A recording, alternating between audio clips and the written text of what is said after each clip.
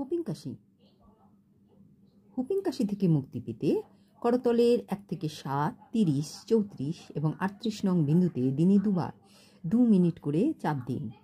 এই ব্যাপারে আমার ভিডিও আগেই দেওয়া আছে, তা ফলো করুন। ফোটানো জলে ঈষদুষ্ণ অবস্থায় আদা, হলুদের গুঁড়ো ও নুন মিশিয়ে খেতে দিন। উভয় হাতের মধ্যমার দর্শিত বিন্দুটিতে দিনে 2 বার 2 মিনিট করে চাপ দিন।